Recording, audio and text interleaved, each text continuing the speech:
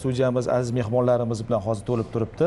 Men mamnuniyat bilan ularni tanishtirib o'tsam. Marhamat. Demak, millatlararo munosabatlar va xorijdagi vatandoshlar masalalari bo'yicha qo'mitaning axborot xizmati rahbari Ozodbek Quvondiqov. Shu bilan birgalikda mazkur qo'mita raisining davlat tillari bo'yicha maslahatchisi demak Nigoraxonim Mirzahmedova va shu bilan birgalikda O'zbekiston Tojik Milliy madaniyat markazi raisi Gulandom Subhonovalar bugun studiyamizning aziz mehmonlari bo'lib turishibdi. Assalomu alaykum. Xush kelibsizlar.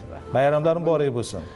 Bayram barchangizga muborak bo'lsin. Yana bir bor studiyamizga xush kelibsizlar deymiz. Tashakkur. Ozodbek aka, Ustadbek, biz savolni sizdan olsak, mana shu millatlararo qo'mitalarda bilamizki, turli xil markazlarimiz bor, turli xil millatlar bilan bog'liq. Albatta O'zbekiston bu hammamizning umumiy uyimiz. Bilamizki, 130 dan ortiq millatlar istiqomat qilardi. Emin, erkin, bemalol yashashadi bizning vatanimizda. Va shu bilan birgalikda hammaning albatta o'zini ona tilisi bor, joni dilisi bor. Lekin shu bilan birgalikda bilamizki, davlat tili bu O'zbekistonda o'zbek tili. Nima deb o'ylaysiz? Mana shu millatlarimiz o'zbek tiliga munosabati qanday? Ular targ'ibot, tashviqot qilishda qanday bir loyihalarni amalga oshirishyapti? Shu borada bir ozgincha to'xtalib o'tsak maqsadga muvofiq bo'lardi. Marhamat. Darhaqiqat, yuqorida juda to'g'ri ta'kidlab o'tdingiz. Bugun mamlakatimizda 130 dan ortiq millat elat vakillari tinch, osuda, o'zaro hamjihatlikda bevosita shu mamlakatimizda istiqomat qilib kelmoqda. Ularning har birining o'ziga xos urf-odatlari, an'analari mavjud. Ularni rivojlantirish uchun bugun mamlakatimizda keng imkoniyatlar yaratilgan. Xususan, mana kuni kecha o'zbek tili barchamizni birlashtiradi shiori ostida qo'mita qoshidagi Milliy madaniyat markazlar pavilyonida o'tkazilgan aynan o'zbek tiliga davlat tili maqomi berilganligining 36 yilligi qolaversa 21-oktyabr o'zbek tili bayrami arafasida aynan mazkur bayram tadbiri tashkil etildi va mazkur bayram tadbirining asosini esa yurtimizda istiqomat qilayotgan turli millat elat vakillarini faollari nima deydi, asosiy ishtirokchilari bo'lganligi ham aynan o'zbek tiliga bugun turli millat elat vakillarini e'tibori, e'tirofi har qachongidan ham yuqori ekanligidan dalolat beradi. Shunday. Va bugun 130 dan ortiq millat elat vakillarini urf-odatlarini saqlash, ularni rivojlantirish uchun bugun mamlakatimizda 157 ta milliy madaniy markazlar faoliyat yuritib kelmoqda. Albatta. Ularni har birini faoliyatini muvofiqlashtirish, kerakli dasturlar asosida zarur bir amaliy ishlarni amalga oshirishda bevosita millatlararo munosabatlar qo'mitasi bevosita aynan mazkur milliy madaniy markazlar faoliyatini muvofiqlashtirib, ular bilan hamkorlikda turli tadbirlarni o'tkazib kelmoqda. Va shu o'rinda 29-iyul kuni yurtimizda keng qamrovli dastur asosida nishonlangan Do'stlik festivali tadbirlari doirasida aynan qo'mita qoshida yurtboshimizning shaxsan tashabbuslari bilan tashkil etilgan Milliy madaniy markazlar pavilyoni ham aynan bu yil turli millat vakillariga foydalanishga topshirildi. Bu ham bo'lsa, yurtimizda o'zaro millatlararo totuvlik, hamjihatlik borasida amalga oshirilayotgan ishlar davlat siyosati darajasida ekanligini bir ifodasi deyishimiz mumkin. Va o'zbek tili haqida gapiradigan bo'lsak, shu o'rinda aynan yurtboshimiz kuni kecha aynan davlat tilini yanada rivojlantirishga oid qo'shimcha chora-tadbirlar to'g'risidagi qarorni imzoladilar va mazkur qaror o'zbek tiliga davlat tili maqomi berilganligining 36 yillik arafasida hamda 21-oktyabr o'zbek tili bayrami arafasida bir to'yona bo'ldi deyishimiz mumkin. Va shu o'rinda ayni sohada faoliyat yuritayotgan bir qator tashkilotlarga muhim bir mas'uliyatli vazifalar yuklatildi. Xususan, qarorda mamlakatimiz ijtimoiy siyosiy hayotining barcha sohalarida davlat tili imkoniyatlaridan keng foydalanish va samarali foydalanish, shu o'rinda ta'lim tashkilotlarida o'zbek tilini o'qitishni takomillashtirish, o'zbek tili sofligini ta'minlash va uni mazmunan doimiy boyitib borish vazifasi. Qolaversa, aynan xorijda uning nufuzini orttirish va uni nufuzini yangi bosqichga olib chiqish vazifalari va shuningdek o'zbek tilini zamonaviy axborot texnologiyalari va kommunikatsiyalari bilan faol integratsiyalashuvini ta'minlash vazifalari qarorda aks etdi va xususan O'zbekiston Respublikasi millatlararo munosabatlar va xorijdagi vatandoshlar masalalari bo'yicha qo'mitasi oldiga ham aynan yurtimizda istiqomat qilayotgan turli millat elat vakillari uchun o'zbek tiliga o'qitishni nazarda tutuvchi kurslarni yanada kengaytirish vazifalari belgilandi. Va shu o'rinda bugun mamlakatimiz nafaqat yurtimizda istiqomat qilayotgan turli elat vakillariga e'tibor qaratmoqda. Xususan, xorijda istiqomat qilayotgan vatandoshlarimizga ham doimiy ular bilan aloqalarni o'rnatishni davlat siyosati darajasida qaralayotganligi ham bugun sir emas. Va shu o'rinda mazkur qarorda aynan xorijda istiqomat qilayotgan va xorijdagi vatandoshlar tomonidan tashkil etilgan jamoat tashkilotlari huzurida ularning farzandlariga o'zbek tilini o'rgatish masalalari bo'yicha markazlar tashkil etish vazifasi ham qo'yildi. Va xabaringiz bor, joriy yilning mart oyida aynan O'zbekiston Respublikasi millatlararo munosabatlar va xorijdagi vatandoshlar masalalari bo'yicha qo'mitasi yangi maqomga ega bo'ldi va qayta tashkil etildi. Prezidentimizning 115-sonli qarori hamda 52-sonli farmonlari asosida va aynan shu kunga qadar qo'mita bevosita yurtimizda faoliyat yuritayotgan 157 ta milliy madaniy markaz, 43 ta do'stlik jamiyati hamda xorijdagi vatandoshlar tomonidan tashkil qilingan 100 dan ortiq jamoat tashkilotlari bilan uzviy aloqalarni yo'lga qo'ydi. Va shu o'rinda Ozarbayjondagi, Yevropa mintaqasidagi, Amerika Qo'shma Shtatlari mintaqasidagi xorijdagi vatandoshlarimiz bilan bevosita hamkorlikda tadbirlar o'tkazildi. Ulardan turli takliflar olindi va ular bilan bugun uzviy aloqalar o'rnatilgan holda hamkorlikda ishlar amalga oshirilib kelinmoqda. Rahmat. Ozod aka, juda ham bir batafsil ma'lumot berdingiz. Shu o'rinda mana yoningizda o'tirgan, chap tomoningizda o'tirgan Nigora xonimga men yuzlanmoqchiman. Bilamizki, Vazirlar Mahkamasining 34-sonli qarori bilan 2020-yilda adashmasam, butun vazirlik, idoralar va hokimliklar rahbarlarining davlat tili bo'yicha maslahatchi lavozimi joriy etilgan. Ya'ni qaysidir ma'noda bu barcha sohalardagi til posbonlari hisoblanadi. O'zbek tilining posbonlari va shu safga, shu katta armiyaga siz ham kirasiz. Bu og'ir, shu bilan birgalikda sharafli, mas'uliyatli kasb hisoblanadi. Nima deb o'ylaysiz? Mana shu maslahatchini asosan faoliyati ikkita narsada ko'rinadi. Birinchisi, hujjat yurituvda davlat tili ustuvorligini ta'minlash va shu bilan birgalikda o'sha tashkilotdagi peshlavhalarda, peshtaxtalardagi yozuvlarda ham o'zbek tilining ustuvorligini ta'minlash masalasida ko'rinadi. Bu borada nima ishlar amalga oshirilyapti? Sizning yo'nalishingizda. Marhamat. Millatlararo munosabatlar qo'mitasi hamda davlat tilida ish yuritishni o'rgatish va malaka oshirish markazi bilan birgalikda milliy madaniy markazlar faollari, raislari uchun bepul o'zbek tilini o'rgatish o'quv markazida o'qitish bo'yicha memorandum imzolandi. Qo'mita tomonidan eng katta amalga oshirilgan tadbirlardan bittasi deb aytsak bo'ladi. Bu tashabbus avvalo milliy madaniy markaz faollarining o'zlaridan chiqdi.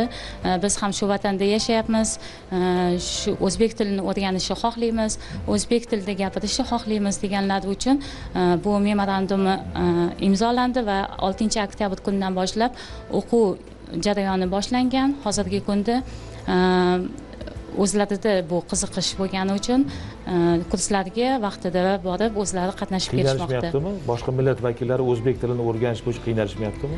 Yo'q, qiynalishmayapti. Albatta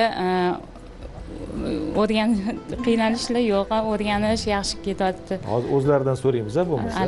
Albatta Bu borada qarang, ko'cha-ko'yda agar chet ellik o'zbek tilida gapirsa qanday inson quvonib ketadi. Demak, o'zlaridan tashabbus chiqib o'zbek tilini o'rganishni istaymiz deyishlari bu albatta quvonarli hol. Bu ham quvonarli hol, ham shu bilan birgalikda ayrim bizning fuqarolarimizga ibrat ham. Ya'ni o'zbek bo'lib turib, boshqa tillarda gapiradiganlarga mana shunday bir holatlar ibrat bo'lsa ajab emas. Endi ruxsat bersanglar, Gulandom opamga yuzlansak. Gulandom opa, assalomu alaykum. Assalomu alaykum. Xush kelibsiz.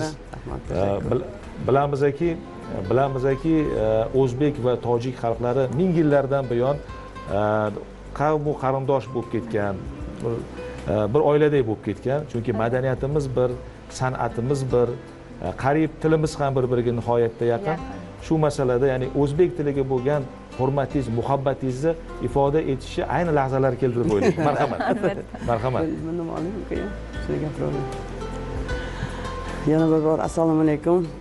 Haqiqatan ham o'zbek bilan tojikni o'zi ikkitada gapiradigan bitta xalq deyshadi. Shunday. Endi o'zbek tilini qanchalik boyligini, qanchalik ana shu qadimiyligini, qanchalik mana o'sha bizni bobolarimiz, navoiylar aytaylik, Bobur Mirzolar bu tilda ijod qilib bizga masalan meros qoldirganlari albatta hammamizga ibrat.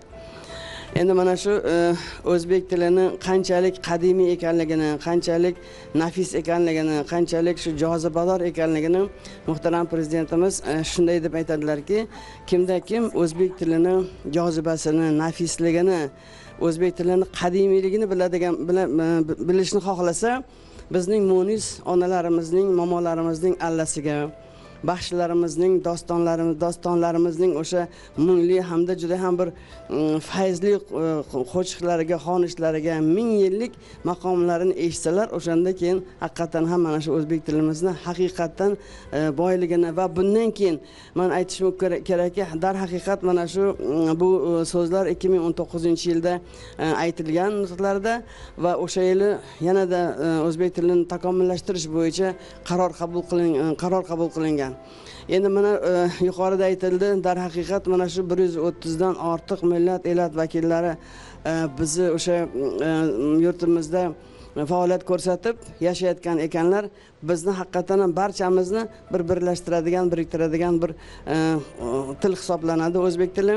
Va mana men buni shunday bir misollar bilan keltirishim mumkin. Oxirgi yillarda haqiqatan ham tilimizga bo'ladigan e'tibor, e'tirof tufayli bizda ikki tilda yozadigan masalan yosh shoirlar paydo bo'ldi. Aytaylik, mana shu tojik millatiga mansub mana kechagina juda katta, yuqorida aytilgan katta tadbir bo'ldi. O'zbek tili barchamizni birlashtirdi. Ana shu tadbirda Termiz davlat universitetining o'qituvchisi, ustozi o'zbek tili bizni birlashtirdi degan o'zini she'ri bilan chiqib mana nufuzli o'rinlarni bittasini egalladi va hammamizga juda ham bir manzur bo'ldi. Undan tashqari bizda mana Piskentda juda ham yoshgina bultur Chirchiq davlat universitetini bitirgan Husanboy Ispanov deganimiz ham o'zbek tilida ham tojik tilida ijod qiladi va uni hozirgi kunda aytaylik o'sha she'rlari, asarlari Yozuvchilar uyushmasining ko'pgina kitoblarga qo'shib nashr qilingan. Endi bunaqa misollarni juda ko'p keltirishim mumkin. Endi nima uchun biz mana hozir aytyapmiz o'zbek tili to'g'risida, uning nufuzi to'g'risida. Endi mana shu biz o'zimizni millatimiz, o'zimiz mamlakatimizda muhtaram prezidentimiz o'sha dono siyosatlar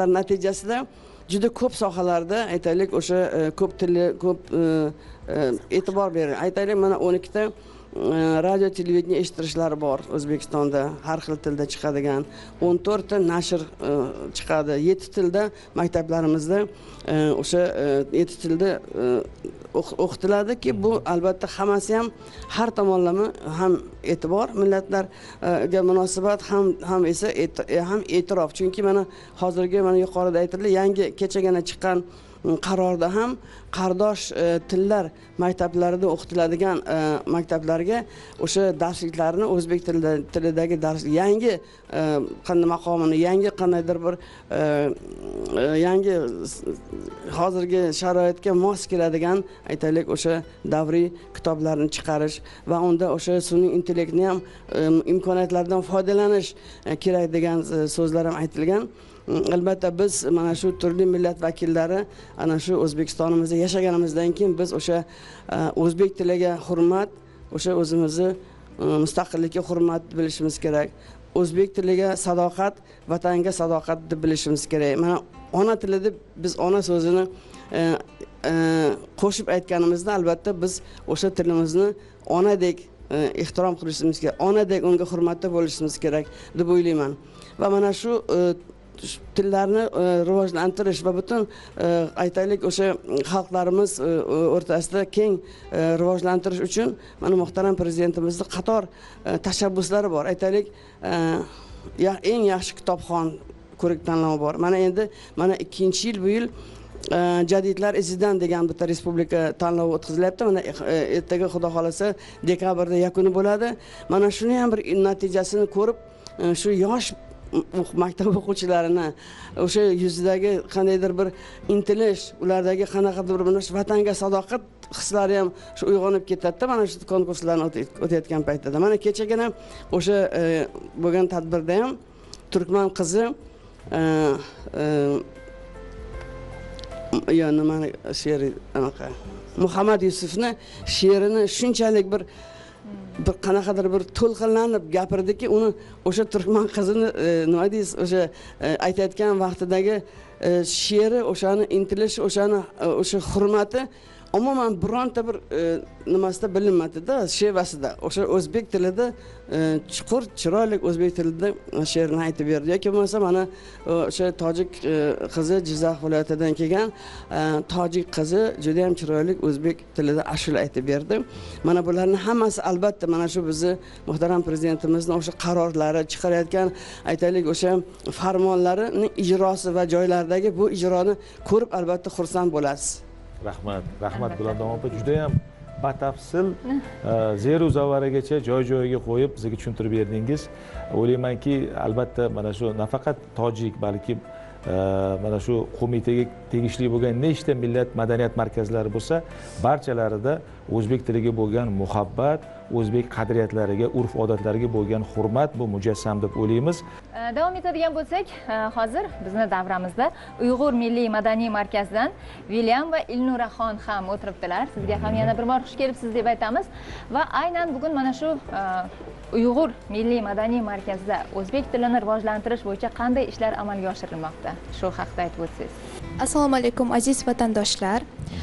Barchangizni ona tili bayrami bilan millatlararo munosabatlar va xorijdagi vatandoshlar masalalari bo'yicha qo'mitasi nomidan hamda Uyg'ur Milliy madaniy markazida markaz qoshida tashkil topgan Elnur vokal ansamblimiz nomidan chin qalbimdan tabriklayman. Bizning ansamblimiz turli millat vakillari asosida tashkil etilgan. Rus, tatar, uyg'ur va bugun biz sizlarga ayniqsa o'zbek tilida Orif To'xtash she'riga mualliflik yozilgan qo'shig'imizni kuylab bermoqchimiz. Buni qarang. Demak, to'yga to'yana deganlaridek, demak qo'mitamiz tomonidan bir musiqiy sovg'a bor ekan. Mamnuniyat bilan sahnamiz to'rini go'zal, latofatli qizlarimizga o'xshatib beramiz. Marhamat. Marhamat. O'zbekiston Respublikasi Madaniyat vazirligi tomonidan namunali bolalar jamoasi unvoniga ega bo'lgan va ko'plab xalqaro tanlovlarda laureat hamda Grand Prix sohiblari bo'lgan Elnur vokal ansambli.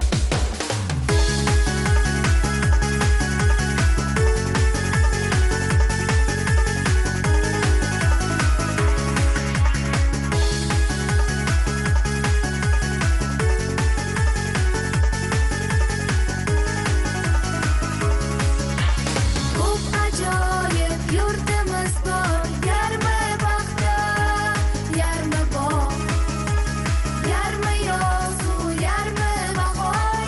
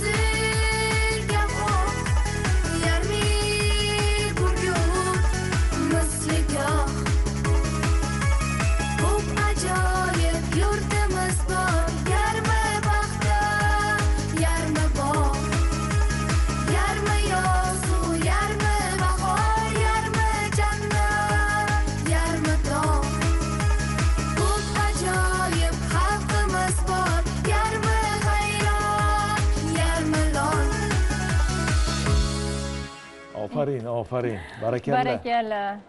Rahmat sizlarga. Juda maza qildik. Bu Rahmat. satrlar, bu qo'shig'i eshitib, ustozimiz Erkin Vohidov bir baytlari esimga tushib ketdi. Dutorim tori ikkidir, biri dilxush, biri dilxun, ki baytim satri ikkidir, biri quvnoq, biri mag'zun degan satrlar esimga tushib ketdi. Gap bo'lishi mumkin emas. Xo'p, marhamat Oziz aka. O'tganingizdek, hozir xirgoyi qilingan qo'shiq ijrochilari, ya'ni Elnur ansambli bir qator respublika tanlovlari g'oliblari shu bilan birgalikda kuni kecha aynan qo'mita tashabbusi bilan o'tkazilgan eng faol o'zbek tilida ijro etilgan kuy ijrochisi degan tanlovimizni faxrli o'rinlarini ham egallashdi, ya'ni ikkinchi o'rinni egallashdi va shu o'rinda alohida ta'kidlab o'tishimiz joizki, hozirgi kuy qo'shiqlarini eshitar ekanmiz, tinglar ekanmiz. Dono xalqimizning bir so'zi bor. Til bilgan el biladi deb. Albatta. Haqiqatda bir millatning yoki xalqning tilini o'rganar ekan inson, bevosita o'sha tilda aks etgan o'sha xalqning tarixi, urf-odatlari, an'analari, qadriyatlarini ham bevosita o'rganadi, o'ziga oladi va shu o'rinda tarixan bu ikki tilda ijod qilishlik, zunna sonaylik bu bizga tarixan meros. Aynan qo'mita tomonidan kuni kecha o'tkazilgan tanlovda ham aynan yuqorida ta'kidlanganidek ikki tilda ijod qiladigan faol bir ishtirokchilar bevosita tanlovda qatnashdi va mazkur tanlovda 100 ga yaqin ishlanmalar, ijod namunalari bizga yetib keldi va ular saralanib onlayn ovozga qo'yildi va mazkur onlayn ovoz berish jarayonlarida 30 mingdan ortiq yurtdoshlarimiz ishtirok etdi. Bu ham bo'lsa, qo'mita tomonidan aynan o'zbek tili, davlat tilini nufuzini oshirish hamda unga bo'lgan ehtirom va e'tiborni birmuncha yangi bosqichga olib chiqish va turli millatlar o'rtasida aynan o'zbek tilini bir targ'ib etish, shu bilan birgalikda o'sib kelayotgan yosh avlodga bir o'rnak sifatida ularni ko'rsatish ham bu maqsad qilingan mazkur tanlov orqali va shu o'rinda bizni Oynai jahon orqali tomosha qilayotgan barcha yurtdoshlarimizni o'zbek tili bayrami bilan chin yurakdan tabriklab qolamiz. Rahmat Oziz aka, chiroyli samimiy suhbat bo'ldi deb o'ylayman. Har biringizni chiqishingiz, gapingiz, nutqingiz alohida biz uchun bir ahamiyat kasb etdi. Mana masalan Oziz akam, siz oxirgi paytlarda qilinayotgan islohotlar haqida gapirdingiz. Nigoraxon bu yoqda mana davlat tili masalalari bo'yicha qilinayotgan ishlar, markaz bilan faoliyat, hamkorlik masalasida. Endi opamizga gap bo'lishi mumkin emas, Gulnor opam butun bir tarixni ko'tarib hammamizga namoyon etdilar. Qizlarimiz tomonidan ijro etilgan go'zal qo'shiqqa hammamiz maza qilib somay bo'ldik. Kelganingiz uchun hurmatli mehmonlar, qimmatli vaqtingizni ayamaganingiz uchun katta rahmat. Sharafli va mashaqqatli kasblaringizda yuksak parvozlar tilab qolamiz. To'g'rimi Sayyoraxon? Albatta. Tashrifingiz uchun rahmat va bayram barchamizga yana bir bor muborak bo'lsin deymiz.